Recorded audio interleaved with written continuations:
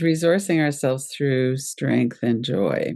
And one of the ways that we do that is by focusing on the positive. One of the things that our brain does is it remembers what we think and it believes what we think. Doing something that helps us to focus in on strength and resilience helps to build that. Our brain literally develops through our experiences. And so, what we're going to do today is part 2 of what we were working with last week around risking authenticity. One of the reasons that we do that is because it takes strength and courage to be who we are. And it's also a complicated process because it's something that's going on in our nervous system as well as decisions that we make about what to do.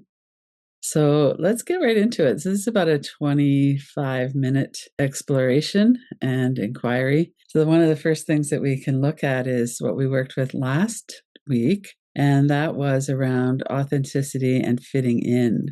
So I'm not going to go through the whole practice again, of course, because we don't have time for that, and then to do the new part. Just briefly, what we looked at was how do we fit? It could be financial, racial, gender, size, health, all kinds of things.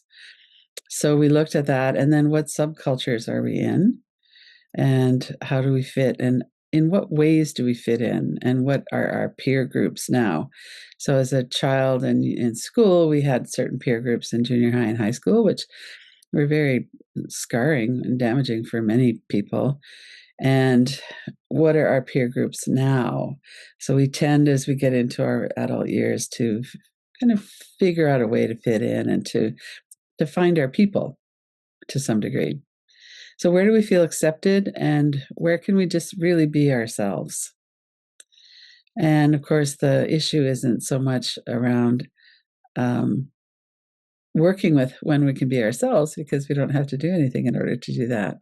But the issue is more, so if I can't be myself here, then what am I going to do?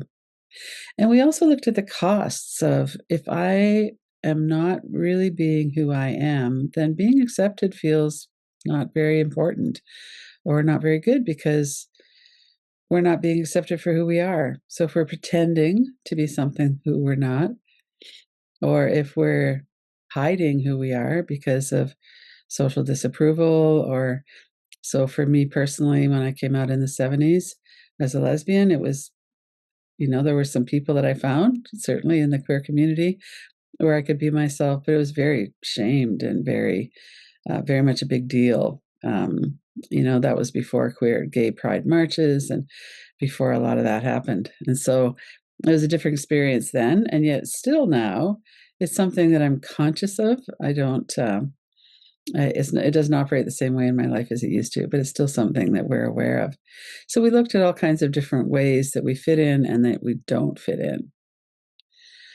So as one of the things that I thought we could do today is to explore this a little bit more and then do some practice, some inquiry and some visualizing around how we might do something different.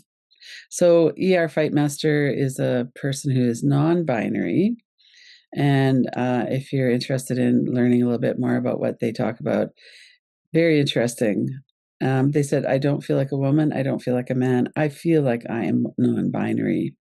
So one of the things that happens in our world is that we tend to gender people and we don't always get it right. And also, in some ways, it's none of our business. So when we, feel like we're in a certain crowd of women or men, and we say that, or if we're, I know this has happened to many people I know, it happens to me occasionally. I get sir when I'm out in public. It doesn't happen that often for me, but sometimes. And it's like, well, why are you even saying sir or ma'am? Like, what does that have to do with anything? So that's one area that it might happen. Feeling comfortable enough in an environment to speak up when someone's being made fun of, it's a racial slur or a stereotype. And how would we do that? What are we going to say? And is it too risky? So it depends on the person we're with. It depends on the circumstances. But that's something that we might We might say, I feel unsafe around you when you make fun of people of different races, or when you make fun of immigrants, or whatever it might be. So we always have these negotiations that we're doing as we're socially engaged with people. Another example might be to say, I feel disrespected when you ridicule tree huggers. I care about the environment, I care about other beings and people, and I don't like it when you say things that are condemning or scornful of that. In the 70s, my dad used to talk about women's libbers, knowing that I was a feminist activist. And I stopped him. I said, don't call it women's libbers. That's disrespectful. Of course, I was pretty confrontational around that thing back then. But he did stop. And so another one might be, it's a little bit, I don't like it when you make fun of my lifestyle. It feels like an attack on who I am. So all of these examples, and we're going to pause here for a moment so you can think of an example for yourself that you can work with. But all of these are examples of being conditioned, shamed, pressured, somehow made to feel like we need to be a certain way. And often it's for the other person's comfort. So somebody is often unconsciously saying something, like misgendering is often unconscious. We're just not thinking about it in that way. And as I've been really working with that over the last few years, I've noticed how many times we gender something in conversation that doesn't need to be gendered. We'll say his or hers instead of, we could just say theirs. Or so there's so many different examples of it's not deliberate, and yet it's still something that makes us feel bad. And sometimes it feels a little bit more like a dig, like my dad with women's livers. He wasn't an aggressive, nasty person. He stopped when I pointed that out. But there was a passive aggressiveness there. And sometimes it's, people will use sayings like, hold the fort. Hold the fort means you're white, you're holding the fort against the Indians who are trying to get into the fort. And so that's the origin of that saying. And if we don't know the origin of that saying, we might just be saying it and not intending it to be a racial slur or harmful. And yet it does. It lands that way for someone who's aware of that. So this is some of the dynamics that we're working with. So let's pause, take a breath, and notice, what is your response to what I've been saying so far? What resonates for you with this? It might be something someone said to you. It might be something you've said, and you're like, oh my goodness, I never thought about that in that way. But for the purposes of this inquiry, let's work with something where someone else is saying something to us that makes us feel not comfortable, not valued, not seen, not respected. Take a moment to bring to mind an example for yourself.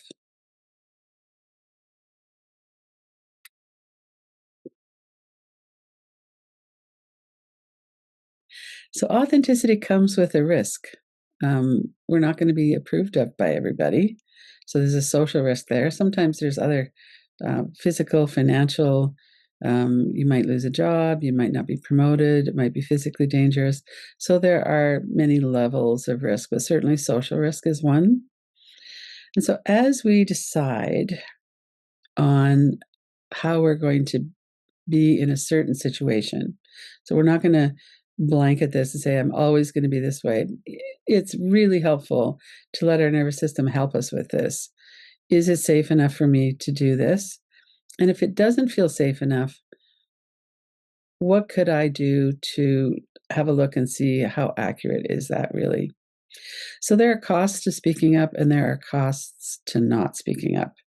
There are costs socially, there are costs internally with our self-respect, especially if we go into a fight, flight, freeze, or fawn, when we're people-pleasing. Often when we don't speak up, it's because we're not sure if we can maintain that connection if we do, or if we're honest about what's really going on. So when you feel like you can't really be fully yourself, if you've got something already to work with, and then if it's around feeling disrespected, there's probably a lot of different elements and a lot of different times when that's happened. So if it's around that, you might pick something that's an example. But there's like a tree limb with many branches on it. There might be a lot of different ways that that's come forward. And when you're looking at that situation, how could you decide, or what are the elements of your decision? What are the pros and cons?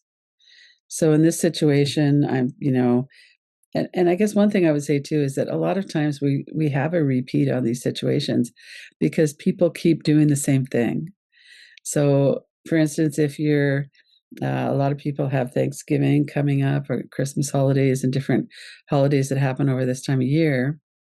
And so we're getting together with family often, and we're getting together. Family are often people who have a lot of entitlement around how they speak to us, and they don't always respect us. And so it might be difficult.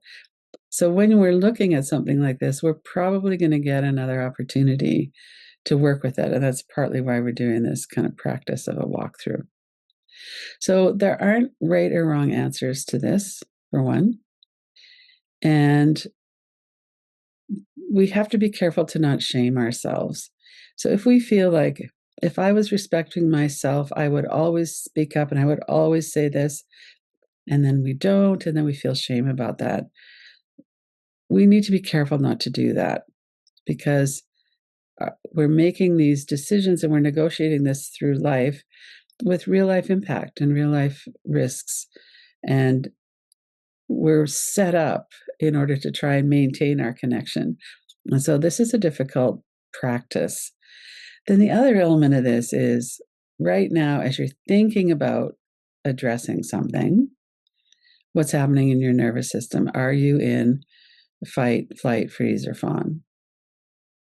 And if you are planning to address something, can you do that without being in a fight response? So sometimes we just kind of flip our lid, we blast it out, don't say that anymore, or we're shaming them. You're a racist. How could you say that? Or, we could get kind of harsh with somebody because we're not regulated. So when we're in a survival response and we're kind of taken over by that energy, then we forget that the other person is a human being. And so we don't want to do that. We want to maintain our awareness of our own emotional regulation. And that is one of the reasons why it's really helpful to practice, because we can work through some of the things that will put us into those kinds of responses. And then we can come back and breathe and get settled. And then when we do say whatever we're going to say, if we are, then we'll be more regulated and it will go over better as well. Yeah. All right. So think of what you want to say. Think of what you want to address. And then we're going to do a slow motion walkthrough.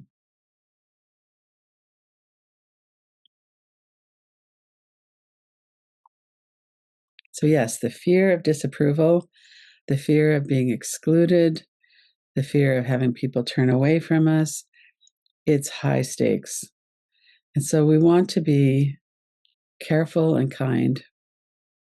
So if you're planning on saying something, so come into the specifics of that now, and then take a couple of breaths. Notice what's in your body. Maybe you want to get up and move around a little or vibrate, or maybe you want to just do something that will make it a little bit easier for you. And as you're doing the practice, remember that you can always come back. So think of whatever it is you're going to do. And then who's there? So we're going to do a slow motion visualization. So who's there? So just as an example, if you're at a family dinner and someone is shaming you about what's on your plate or what you're eating, we use that as an example. So here we are at the dinner. Who else is there? So some of the people that are there are likely allies or who could be. Some are neutral. There might be one person who shames you. It might be a parent or somebody else. And so that person is kind of the focus. And what is said is often something that's repeated. So as you're kind of working with whatever your specifics are, notice that who's there, what is the circumstance? Are you completely kind of everybody's against you, or are there a few people that you could turn to as allies? And what is said that you want to respond to differently, perhaps, than you did before?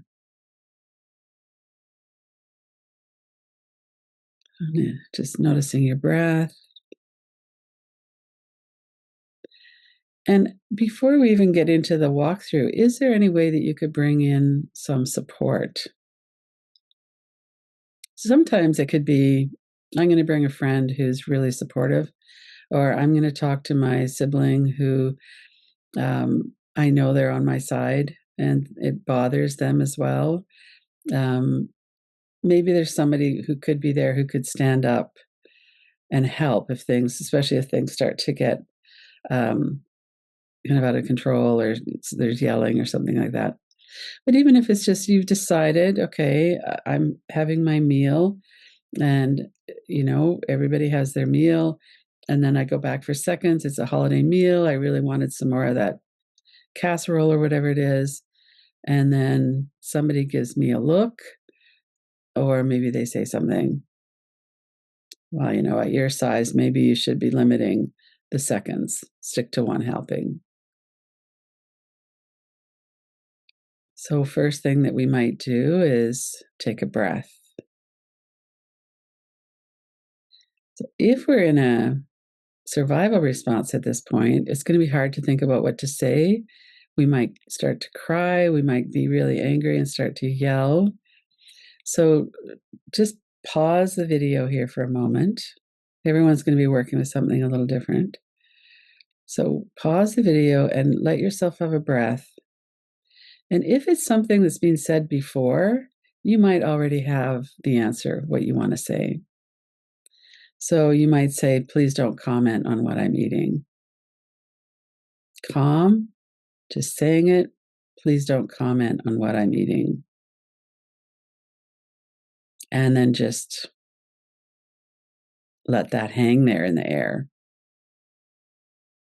If it's a racist joke, you might say, that joke makes me feel uncomfortable. Please don't continue with that.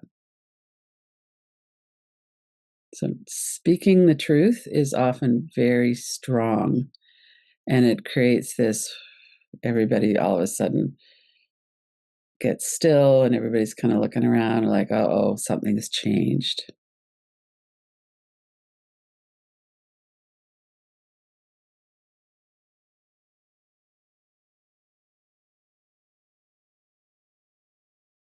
And then you could take it off pause now. So this original thing happened. Then your response happened. And then what might happen next? So they might yell at you. Who do you think you are talking back to me? They might look at you and go, I'm sorry. I'm sorry. I didn't mean to offend you. I should not have said that. We tend to predict how people might respond. And this might be the first time we've talked about this with them, and it might be the 20th. So one of the things that's often helpful is to address something when there's not a lot of people around. So maybe having a private conversation with the person ahead of time and saying, I know that this holiday meal is coming up. In the past, sometimes you've looked at what I'm eating and watched me, or sometimes you've said something about I should not eat as much as I'm eating. And I'm requesting that you don't comment this time, that you don't track what I'm eating, and that you don't comment on what I'm eating. Will you do that? And then see what happens. So if you do that in private, often the embarrassment factor on their side isn't as much, and you might get a better response. Or it might open a conversation. So you might be able to say, I feel uncomfortable. It's a holiday meal. Everybody's enjoying more than what we would normally eat. And they might say, I'm sorry, I didn't mean to shame you. I'm worried about your health. And then you could have a conversation about that. Well, my health isn't just my body size, it's all kinds of different things. Or, you might have a conversation if you wanted to. So if someone's making an anti-trans or an anti-gay comment, for instance, you might talk about that in person. Say, maybe I could help you with some resources so that you could understand that better. Or, this is my child who is in this situation, and I would really like for you to be more respectful. And when you call me too woke, that feels like you're trying to shut me down or shut me up. And that's not okay with me. How are we going to approach this?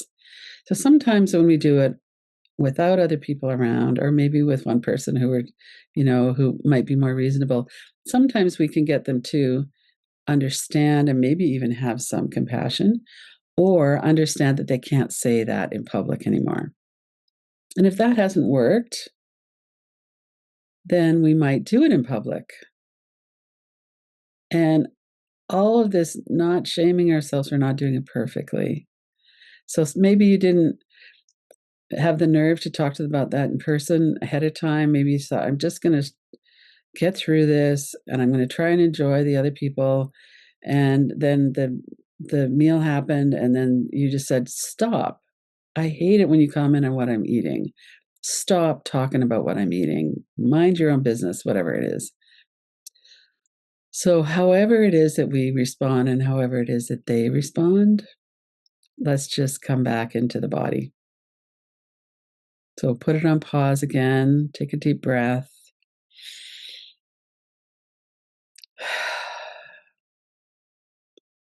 Look at the images again. Hear the words. You might put the words up. Like if you're looking at an image, maybe of somebody's face or of a dinner table or whatever that is, you could put that image over on the other side of the room, put it in a frame, and let your brain know that's an image that I'm looking at. I'm actually not in that situation at the moment. I'm working with it. So as I'm looking at that, okay, I can see that that's something that makes me nervous. It stresses me, just the look on their face. And I'm actually not telling them right now, I'm actually not in that situation right now. So we could move our body, we could breathe, we could make a plan for how we're going to stay more regulated in the situation as well. So really, really understanding there's no perfect way to do this. It's just sometimes people are thoughtless, sometimes they're mean. Sometimes we need to respond quite strongly, and sometimes we could have a more inviting of a conversation. So how could you decide that ahead of time when we have more capacity for kindness and compassion and for being regulated? How might I handle this difficult situation? And sometimes our decision might be, I know that person, that's their hill to die on. I'm not going to make a change in them. I'm just going to do something else. Like maybe I'm going to ignore them. Maybe I'm not going to laugh at the joke, but maybe I'm not going to challenge it. All the different things that we could do. There's one situation that I'm in sometimes where I know certain parts of my life, like the meditating and all this stuff, is not appreciated by them. And so I don't talk about it around them. And I don't talk about it around them because I've had experiences before I've kind of been made fun of. So I've learned, and for most of the time I remember, and sometimes I forget, but I've learned that it's not a good environment for me to do that. So let's just kind of notice now, where are you at? So in these inquiries, when we do them for 15 or 20 minutes, it's usually something that will stir up some things that we could work with. And we're not usually going to get a resolution in this immediate moment. Although you might have had some insights. So let's take a moment before we finish to just notice what's here. These are difficult, often high stakes situations. I am an adult and I have the capacity to work with this, and it stresses me out. And I like some of the ways that I've addressed it before, and I don't want to continue with some of that. Sometimes, it's like I never addressed it before, but now I'm ready to. And I'm going to do something different. And then how can I support myself in doing that? And one of the ways we support ourselves is by being kind. So you might put your hand on your heart and just offer yourself a bit of support here.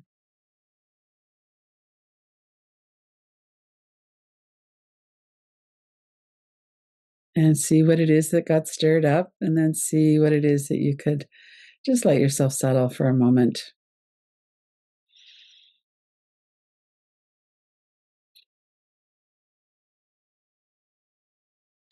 So let's leave it there for today, for right now, and as an ongoing thing. And next week we'll come back again and do something more on authenticity and on resourcing through strength and joy, and just being ourselves in the world. There's such a freedom when we can do that, and to the extent that we can do that, and we all live in a world socially and otherwise that it's a challenge to do that at times. So we could honor that.